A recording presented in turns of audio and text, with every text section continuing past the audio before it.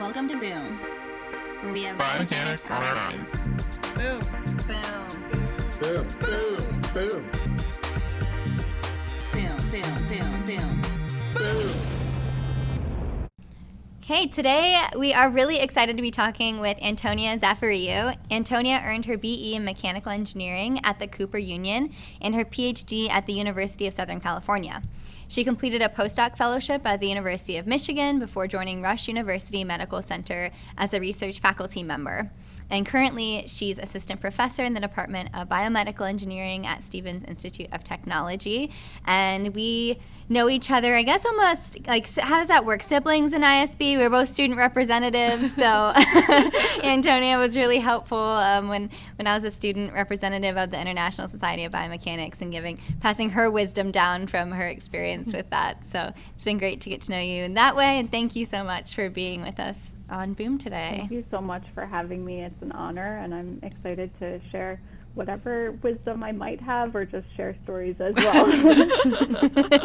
We know you have a lot of wisdom, and it'll be fun to uncover it. It's so great to meet you, Antonia. This is kind of our first official meeting, and I like that you have some origins with Melissa, and so we'll go back to your even before that origins of when you first knew you wanted to be a biomechanist. Yeah, thanks so much. I'll have to dig deep to remember, because I think it was in like AP Physics that I found out about a textbook, The Physics of Ballet. And I think that was like the first hint that biomechanics existed. So growing up as a dancer and loving to learn how things work, I was right after that AP Physics class off to study mechanical engineering. And that's really like I got so lucky. I was in a class freshman year where my professor, who was an adjunct, was also a sports biomechanist. So I was really lucky that I landed in that section out of many sections, and I found out about the field of biomechanics as a 17-year-old. That's amazing. And it's incredible that now your research does also it has incorporated dance, and even to the point, I think one of my highlights from an International Society of Biomechanics conference before was you helping orchestrate this dance performance where we're also looking at biomechanics, and I think that was just something so unique, and I had never seen anything like that before, so it's really amazing to see how you've been able to blend these two worlds together. Yeah, thank you. I've been very privileged to have that connection between the arts and engineering as well, because at Cooper Union it was engineering, and still is engineering, art, and architecture schools. So we were always kind of mixing, and there always could be more of that too, bringing art and engineering together. Yeah, I completely agree. And could you tell us a little bit about what the current projects are that are going on in your lab? Sure. Our lab focuses on how people regulate and control their momenta, and that's a purposely vague description. And more recently, we've been developing sound-based biofeedback. So we're trying to leverage the power of music and provide biomechanical cues through music. So that's like the scope of the research in our lab. But then, of course, we have many different projects, especially as our lab grows. So we have one pretty big project where we are uncovering how young and older adults balance while turning while walking. And then we're also developing sound-based biofeedback to provide balance cues to people as they turn. So that's one really big project in the lab. It has multiple students working on it now. And the other branch of research, since we're interested in how people rotate their bodies and regulate momenta during turns, we have other athletic branch of research where we have one student who's studying baseball pitching biomechanics, and that should be clarified, one doctoral student working on that, and then multiple undergrads and master's students are really excited about that line of research and pitching. And the other passion for this one student, who's a doctoral student, is actually basketball dunking. So we're learning all sorts of new things about how basketball players do running jumps and dunks.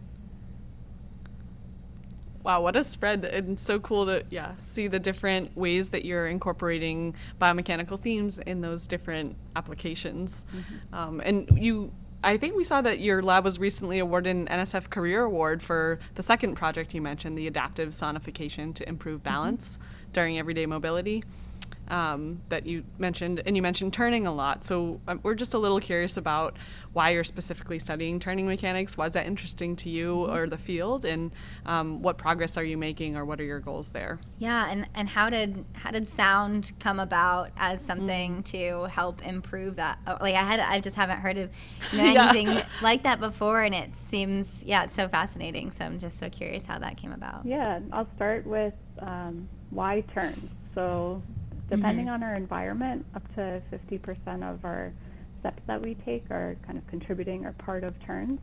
So it's a really important daily activity. And from a mechanics standpoint, sometimes the mechanical objectives to turn directly conflict with the mechanical objective to maintain balance. So balance is facilitated when your center mass is nicely within and above your base of support, and turns they're facilitated and initiated when your center mass is kind of far away from your base of support, if your base of support is the place where you're generating forces to rotate your body. So that gets a little bit technical, but for me that's really the fascination, is like, what do bodies do when they have more than one objective at a time? And so did I lose you? I lost you for a second, but I'm back. So I said, so what do bodies do when they have more than one mechanical objective at a time? And when I was a PhD student, this will tap into the follow-up question of, like, where did the sound part come from? When I was a PhD student, I found out about sonified biofeedback by interacting with folks in the cinema school at USC who were using sonification for entertainment purposes. And we got together and we started talking about how, when people are walking around and navigating an environment, their visual system's pretty busy, their haptic systems are pretty busy as well. But is there an opportunity to provide cues through sound? And there are other reasons that support sonified biofeedback and the use of music in movement training, but that's kind of the origin of, I didn't even know about sonification, but I was lucky to be interacting with the people in the cinema school who were developing these really amazing immersive soundscapes for entertainment purposes. Whoa. That's really amazing. And can you talk more about what exactly is the biofeedback that you're giving people, and then how is that affecting their balance and balance during turning specifically? Right now we're in a phase of user-centered design, which I guess will always continue. We're in a phase where we're now inviting older adults to come into the lab and give us open-ended feedback about the design. We're asking them to interact with it, and I'll define what it is in a moment, but just kind of moving with the sound biofeedback and asking them, what were your first impressions? And we specifically ask for impressions so they can share feelings or thoughts right away. And we're getting all sorts of different responses to the sound prototypes. Right now we have two. One of them conveys angular momentum through the pitch of string instruments that are like pre-recorded by the BBC orchestra. There's like a plug-in for this sound generating software that we use. And so basically when you're using it, you turn into the cello or you turn into the violin or the chord of string instruments. The thing that we're learning, of course, is that angular momentum is a really abstract concept for people. So we're playing around with, and playing around scientifically to see if there's a good balance between finding a balance metric that is understandable and useful at the same time. So that one prototype with angular momentum conveyed through string instruments and their pitch, that one is pretty understandable for people when they're mainly their feet are in place and they're swaying side to side, as an example. But when we start walking, this angular momentum of the body fluctuates quite quickly, actually. So So even Yeah. though it might be a variable we value as biomechanists to understand how people are controlling their body's rotations, it might not be the best to convey through sound. But of course, we're early in this stage of finding feedback from the older adults, and we always have a consulting physical therapist present. So we're also hoping to engage them more in the design feedback as well, because it could be that maybe angular momentum's abstract for the end user, but maybe it's really valuable for the clinician to hear what that angular momentum is at different points in time as people walk and turn. So lots to learn. And that was I only described one prototype by accident. The other one uses the speed of a drum beat that increases when the center of mass reaches the outside edge of the base of support. So it's like a horizontal distance between the center of mass and the outside edge of the feet. So. Wow. Those are and I love that you're asking for impressions. I can already imagine myself using those things and how I might push the limits, or I don't even know, even try to create some kind of song I could see using those two different things. But I'm curious if you can share some of the impressions you've had from people interacting with these prototypes? They vary, as we would expect. Yeah. People feel very strongly about sounds, and they also, we have to learn how to best describe the sounds before they are turned on in the system as well, because people hear musical biofeedback and they expect that their walking is going to sound like a symphony. So we do receive some feedback of this is more like musical instruments rather than music. I was like, okay, fair, fair.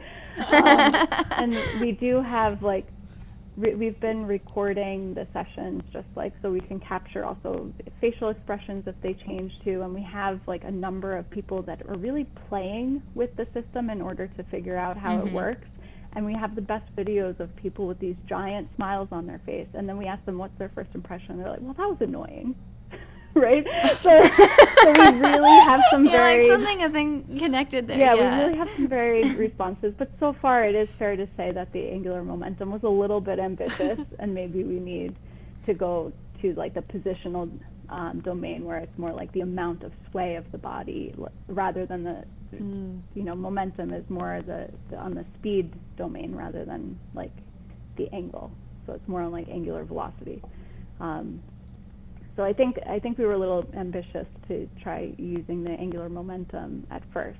That has been one theme that has come out of the participants, but really we're early, and we've had amazing participants.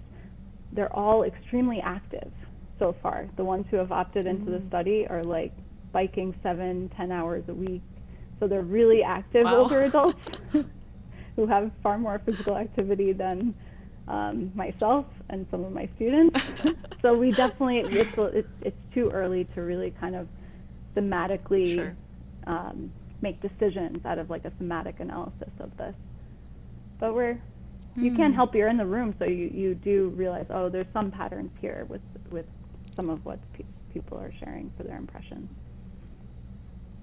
That makes sense. I'm curious what your vision is, maybe the impressions and prototyping is still early, but what is your sort of long-term vision for this type of technology? Are you hoping to find better ways to train people, or is it this could be something that they could use every day, or sort of what is your vision? What's a home run? Thanks for asking that. We always have to have a direction of this futuristic vision. So mine, I have 2 layers of the vision for this research. One is that your grandmother wakes up in the morning and takes a few steps in the kitchen, and her personalized music sounds different that day. And then she realizes, okay, I have to go for a tune-up. That's my cheesy joke of the day, tuning the movement while tuning the music. But that's one futuristic vision where I really do think that it could happen, because we're getting closer and closer with the wearable technologies and with the ability to truly personalize our biomechanical interventions. So that's the at-home futuristic vision. And then the lab, I really want the lab to become a community movement training center where people can come to movement training class, build some, social networks for different groups in our community who are struggling to balance. So it doesn't have to be older adults. It could be people with Parkinson's. It could be children with autism spectrum disorder. There are many people who struggle to balance, especially during turns. So the long-term vision for the lab is really to be an outward-facing community center where we share our science and engage everyone in the science. So that's the real driving force for us too, thinking about those things. I love that vision. Yeah. So I was actually just talking to somebody about how one of their projects is making an audible survey for older adults because they tend to, maybe that's easier than like filling out a survey or something like that. But this kind of reminded me of that audible feedback. And I've seen different types of biofeedback, whether that's like vibratory or visual. But it seems like sonified would be particularly beneficial for older adults as well, and seems very accessible too. And it really does bring in, I think, this connection too, in a way that's hard to quantify, but I feel like like you're saying, people have strong reactions to sounds and music, and I feel like we do have this sort of innate connection to music, and it whether I feel like I hear a sound of music and then I just automatically want to start moving, but it's kind of a different way of interacting with it when it's like your movements are actually creating the music. Yeah, we have so many research questions. Really, we're gonna be busy with sound-based biofeedback. Some of the reasons supporting using sound, and it's not like sound, it's not always sound versus visual or sound versus haptic. I do think that there's a lot of opportunities for multimodal biofeedback, especially as we personalize biofeedback. But in the brain, there are the direct connections between auditory and motor sections of the brain. There are also studies that are ongoing. I think there's a really interesting study with the NIH now or supported by the NIH, where older adults are in a choir and they're participating in music making activities to improve sensory motor function. And so there's a place, Melissa, you shared, sometimes it's hard to not move when you hear certain music. There's so much to learn about music and its interaction with the brain. There's also fascinating research about how rhythm can help people move in particular ways, and there's a recent study where older adults with and without Parkinson's disease, they would mentally sing "Row, row, row your boat" while walking, and they compared that to playing "Row, row, row your boat" while walking. And I can't believe I said the title of the song twice. It's a little funny to say in a sentence twice. But okay, back to the findings were that by mentally singing, their gait improved beyond the improvement of just listening to the song. And the idea from that paper and that work is really that it's an internally sourced rhythm. So with sonification and with sound-based biofeedback, will it be perceived as or treated as internally sourced rhythm because your movement and your actions control its rhythm, but it's externally displayed to the people? So where does that really fit on that spectrum? And there's a lot that we have to find out about the brain's interaction with sound and music. On top of that, I could keep talking about this, I guess, Yeah. But we could listen all day. There's also, since there are such emotional connections to music, it's really important when designing sound-based biofeedback not to trigger too much emotion as well, because you can imagine you could trigger like PTSD or some different dimensions for people that are very different person to person. So we want things to be supportive of learning the motor task and engaging and motivating, but not to the point that someone's totally carried away and has this giant emotional response too. So yeah, That's so interesting. It reminds me too when we do experiments in the lab and they're so long and you're like running on the treadmill for an experiment. I'm like, this is so boring. Can I please play music? And they're like, no. Probably because music I want to play is like going to hype me up and then it's going to mess up the whole experiment. But I guess you don't want it to do the opposite either, you know, and invoke sort of a negative negative emotions too. So do you end up singing really to yourself while on the treadmill? That's a good question. I feel like I'm constantly in a state of singing to myself. I feel that way too. Probably. Talking to myself, singing to myself. It happens. Dancing to yourself. Yeah. Yes. Yeah. Well, I feel like we could talk about this all day, but I do want to touch on the third part of your lab that you mentioned, sort of the 3 different areas, and one was sports. I think in your lab website you have student-driven projects in which students learn firsthand about the mechanics behind their favorite physical activities. So I love that you're motivating students to do what they want to do, what they connect with, what they're passionate about.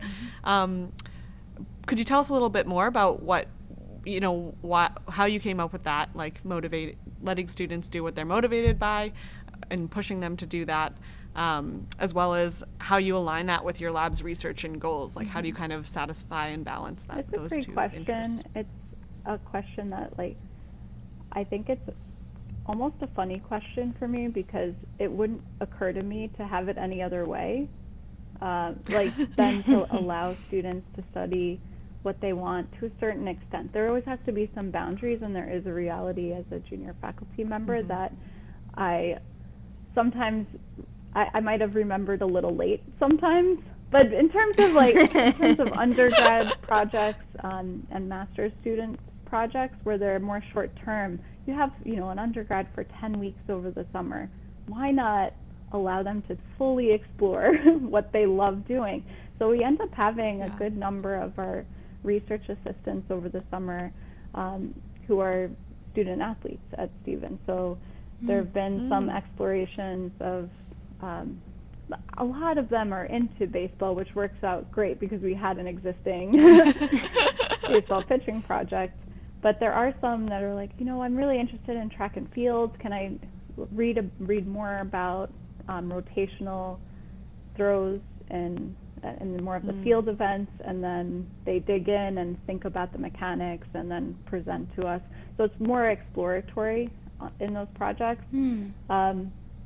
One of my students, Sam, he's the one that is really passionate about basketball and basketball dunking. He also, not every Saturday, but throughout the school year, he's had high school students come into the lab on Saturdays. And those high school students, they definitely pick their own projects too. They're like, what if I kick the soccer ball like this versus like this? And then you could really explore and personalize the learning experience. Because when we learn something and we're able to embed it in something that we actually care about, we're much more likely to retain it and continue and open avenues for career decisions as well for students. So I think that part's really important.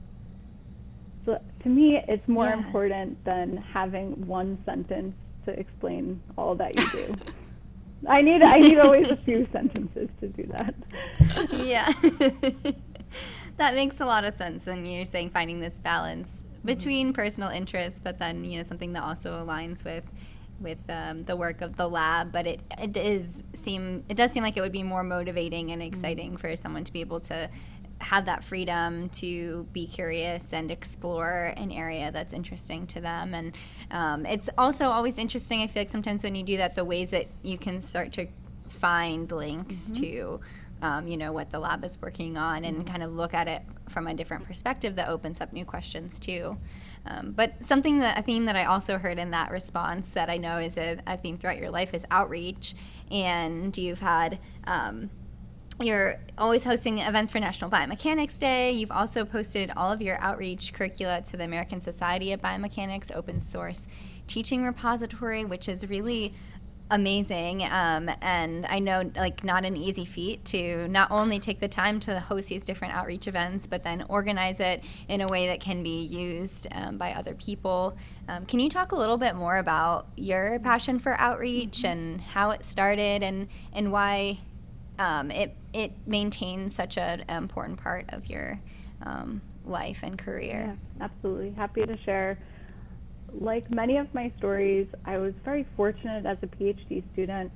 My mentor, Jill McNick-Ray, is so amazing and would always, always look for opportunities for us to grow and find our passions, right? And so that kind of connects to the last answer too. So when I was a PhD student, there was a fellowship that asked PhD students to go into the middle school classroom once or twice a week and teach. And from there, I really kind of caught the bug, if you will, of like making sure that we're sharing biomechanics with everyone, particularly with young students, especially in middle school, where I think there are many studies that the interest in STEM kind of starts to decline, especially for young girls in middle school. So I actually, from being in the middle school classroom, really felt like, wow, this is so important. Biomechanics is such an amazing way to connect to engineering and science concept, I try to bring in the arts too, of course, because how can I not? So I think it's really important for the future of biomechanics, but I also feel it's important as biomechanists to practice to explain how, what are we doing and how are we doing it? And that was part of that fellowship. I think it was, they had a few objectives, and one of them was like, we have to get these PhD students out of the lab. They have to learn how to describe their research. And, in some ways, what tougher audience than like middle schoolers in a way, right? Right. You have to keep their attention. They're just forming like who they are compared to their parents or their, family members. And so it was really an exciting opportunity. And so from that middle school experience, I created some curricula, some major lessons, if you will. And then from those major lessons, I have branched out and used them for National Biomechanics Day events throughout the years.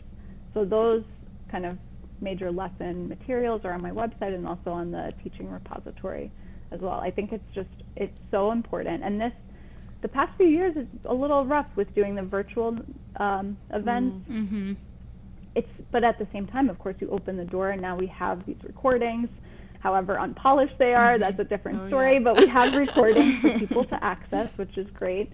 And I brought this up because I wanted to say that, like, now that we're back in person with the National Biomechanics Day, I saw how important it was for my graduate and undergrad students to go to a high school. Like, it was a big deal to even see a high school in the New York City area, and it was an amazing experience where we visited a high school of performing arts, and we visited a dance class. And so we do like pretty amazing design challenges with the dancers. Sometimes they're called choreography challenges, but really they're open-ended designs. Here's a sensor, here's a muscle, make a dance that activates your muscle in high, medium, low, or medium, low, high, and show us that dance afterwards with the EMG system on. So I kind of jumped into the details there, but the ultimate integration of engineering and art and biomechanics. Yes. And so many of the responses from dancers are like, I didn't know that biomechanics existed. It's such a good blend of what I love to do and my interest in science. So really rewarding, and hopefully it opens the doors to the future generation of biomechanics. Yeah. I feel like in so many of answers to that first question we ask of when you first knew you wanted to be a biomechanist, people have a moment of, oh, I didn't even know biomechanics was a thing, or I didn't even know I could study what I love to do. Like, and it's to see that moment, to share that moment with so many new students is awesome, and that you're empowering your lab to also do that is just so great to hear. Yeah, it's fun to realize that it's my time to like get the students going, and then I should start really sitting back and watching them make these connections and like solidify their passion for sharing their science. Yeah, that's such a good point. Like, kind of planting the seeds, but then really letting them be the ones that I guess grow into their passion, or like can then feel like they can take ownership of their excited about. And I'm curious with this. You've mentioned, blending arts and engineering and kind of what we call STEAM, where you have arts as part of STEM, and I can see it's very clear in your work how those blend together and influence each other, and in a very positive way. And I'm curious your thoughts, though, more generally on how art and engineering can work together, even if it's maybe not as clear in an engineering project or in other research, how art may have an impact on that. Do you have, what are your thoughts on that? Well, full steam ahead. I also couldn't resist that, but not really okay. a joke. That sounds like an episode title. Okay. Hopefully. No, now I lost my next statement. So full steam ahead was the initial response here. But we have, I had such a great follow-up to that, and then I lost it. No. Take your time. Take your time. Yeah. That's so funny. It's gone. Okay, there was. Do you want the question again? No, it's okay. I'll do the whole full steam ahead thing again if you want me to, even though it's not as genuine. Start wherever's good for you. Oh man. Yeah. Wait. So in the question was how does arts connect with biomechanics in general? Yeah. Okay. Now I remember the second sentence. Okay. So. Amazing. Full steam ahead. That's the saying. Love it. So art is the great communicator. So I really like that you're asking this question right after talking about STEAM outreach and community engagement, because one aspect of science and biomechanics that can truly always benefit from art is how we're sharing our scientific findings and scientific fundamentals with the community. And so in our lab, we're really fortunate. We also have artists in residence in our lab. And so I'll go through one example with this that I think has broad impacts for many biomechanists. So one artist is completely amazing and really embedded herself in our lab, and she was very much from an art world and used to not only talking to artists, but definitely not so much engineering, and definitely not like, oh my goodness, you take people, you put these sensors all over them, and then you tell them to be perfectly normal, like be themselves, like walk like you normally do. And then you take their data and you de-identify it. You take something so personal that is their body and their body's movements, and you're taking away their identity. And I was like, whoa, I never thought of it that way, right? And then anyway, I mean, we've had many, many discussions where I just kind of sit there, and I never do it justice when I describe it. So even right now, I'm not doing it justice.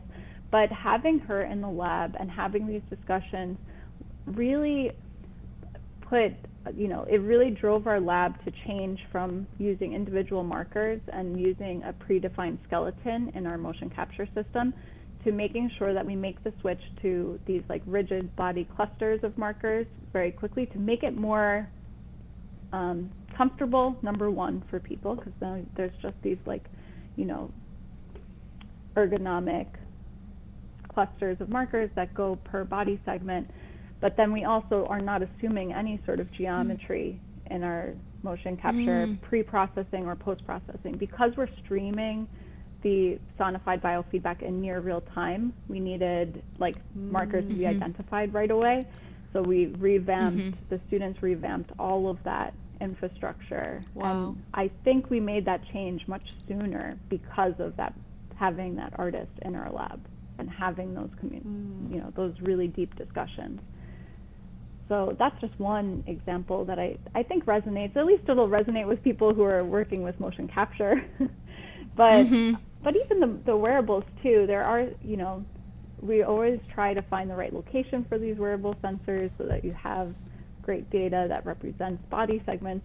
But we have to think about how it affects people. And even in some of our work with the older adults too, we hear from them like, oh, I show a really cool, what I think is a really cool looking wearable sensor where it's essentially like a Band-Aid, and then they're like, oh, well, but by the way, sometimes when you age, your skin is really, really fragile and really thin. And so we just always have to engage and be mindful of humanities and arts in our science and engineering. So. I loved how you said it's the great communicator. Like, it's such a core piece to who we are, how we identify, how we share that identity with the world, or don't share, right? Parts of it, like, maybe not wanting to be perceived in a certain way or not wanting to show one thing. So, I thank you for sharing. Like, I think there's a number of great tips that I've heard and visions for the future that I've heard in our conversation that already have me inspired and excited about, like, how we biomechanists can interact with art and engineers and users to make the world really a better place. So I'll say all that, and then I think, like, we've talked about so many positives and so many exciting things that I'd now like to kind of go to the sort of human side of science, which is failure. And we love to talk about failure on the podcast and frame it however you want, but we'd love if you could share a story of a time where it felt like you failed and what you learned from it. Okay, so this is one question that I feel through most of my life I've avoided answering. I really have. It's just like, today's the day. Exactly. It's just ingrained in me how I think how I grew up, it really wasn't a thing to talk about failure or weakness or anything like that, right? So I'm still forming how to answer this. There are so many times that we have to learn things the hard way in a way, and now what's nice about this culture is that it's no longer really like the hard way, because people are accepting of learning through failure. Failure still to me has this really harsh connotation. So even when I said failure, I was about to, my next sentence was going to be one failure I had, and then I was like, I can't say failure. It's not a failure because I learned from it too. So that's the whole point, right? Like, so for me to answer it, I almost have to just say, what was something I learned the hard way? And I think for me, before joining Stevens, I studied shoulder biomechanics, which was really fascinating. And this was when I was at Rush University Medical Center. And as, I was so excited to direct a lab, and I was like, if we do this study, we have to do all of these things, everything. and I realized through, realizing that things that weren't really finishing, right? That I just had very large scope projects. And I still find myself doing that because I get overly excited about doing all the things and, making sure that if we collect data, we have many different pieces of the pie with different research questions. So that's something that I'm constantly working on, is making sure that there's a set scope that's reasonable. But I do think that there were some jarring experiences where it's like, that was too much. That was too much to do. That was a little too much to do. So I don't know how. A little too much pie for one thing. One of those can't have too much pie. Festival pies where it's the world's largest pie. Yep. So I think I need a decal on the wall, keep it simple, or just remember. Because you don't need all that pie.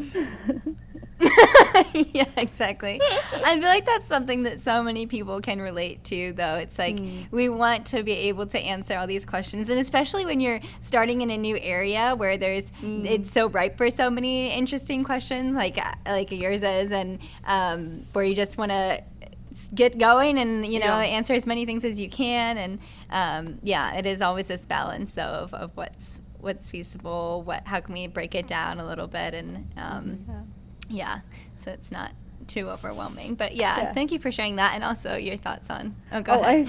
Something else that I think now could be considered a failure or just learning the hard way is imposter syndrome, because I really thought I was immune to it for a good portion of my academic career, which that means I was very lucky. But all of a sudden, when I for the past few years, I've really been struggling with imposter syndrome and feeling like I don't deserve the things that, that I received, or like the career award in particular. So I would always kind of shy away from the spotlight and feel it wasn't deserved, and really it got in the way. So I would say it got in the way of really looking at my research and science in a way that would be really uplifting and motivating. Instead, I was very fearful. And so I would say too that's a bit of a failure. But it's something that it's nice that people are talking about now, and they're talking about imposter syndrome a lot, and that's it's really helpful to always remind people that you're not alone if you feel like insecure about where you are. But it's really important to eventually realize and come around that things are going well. Things are, like when people work hard and are really driven towards the goal, like just trust the process. There's a little bit of trusting the process that I have now that I really didn't have more recently. Yeah, that's so true. And it's kind of both. It's like when things aren't going well, it doesn't mean that you aren't where you're supposed to be necessarily, or you aren't worthy of these things. And when things are going well, it doesn't mean that it's necessarily just luck, or you're not deserving of it. So I think that's and I think those sometimes are default ways of thinking, or ways of thinking that we can all sort of recognize and work to improve upon. So thank you for being so open about that. I think it's also when you're saying you lucked out and not really feeling that way near the beginning of your career, and I think a lot of students feel that way, and then maybe we feel like once we become a professor or we're not a student anymore, like maybe those things should go away. But it is really humanizing to realize that everybody has those types of feelings. That's really, everyone's we're all on our own paths, and we're at different stages, and I'm just really grateful that I'm trusting the process a little bit more now these days. I'm like, okay, just do good work, the rest will follow. Surround yourself with really amazing people. So I have like a lot of people that I always feel very thankful for. I mentioned Jill, but of course the students in my lab are amazing. They're so motivated and driven and passionate about what they do, and so it's really nice on this side of things too to realize that it's really bi-directional relationship too, where we can follow the science, and I can to a certain extent follow the students' interests and what's really sparking their motivation. So it's things are really good these days.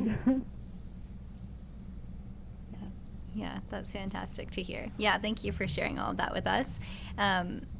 So we're getting up to our last question, but before that, if people want to learn more about you or follow your work, what is the best way to do that? That's something I should know the answer to too. I mean, I would say like the first thing I said was like, oh, I'm on Twitter, but sometimes I don't post too much or anything like that. I think the website's good. I think reaching out is the best, just by email, but we can share all of that contact info. But I try to at least once a year update the website. So, okay, once a year updates of the website is not really the best way to know exactly what's going on. And Twitter, I'm there. I'm like more of an observer these days, but I'm there. Yeah. Okay. Awesome. Yeah, we'll definitely include website and other links in the show notes. So for our final question, what are you most excited about for the future of biomechanics? I think it's the whole idea of getting out of the lab. And that's the most vague answer. We already talked about that in different ways, right? Like sharing the science, but also the doing of the science and really with wearables, with new algorithmic approaches, we're opening this whole new avenue for biomechanics. And I really like that we're advancing both kind of like the big data and data approaches that are kind of a little bit blinded in a way, right? Like some of the machine learning and AI, but it's not, it finds the results, and it finds the results like without our biomechanical supervision sometimes.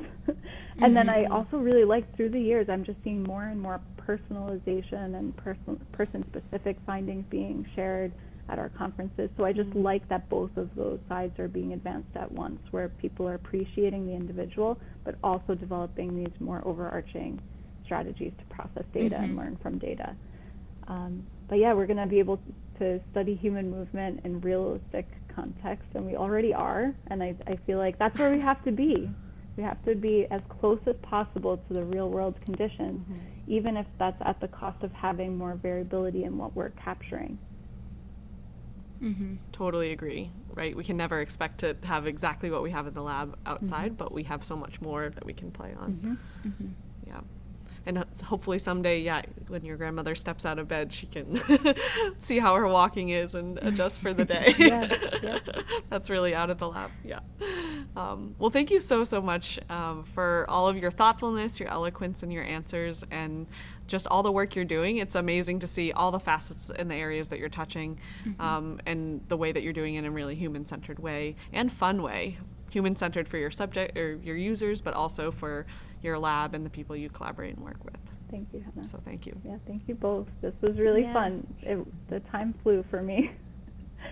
I know, us too. We could talk forever about this. We really could. Yeah, thank you so much. Biomechanics off our minds.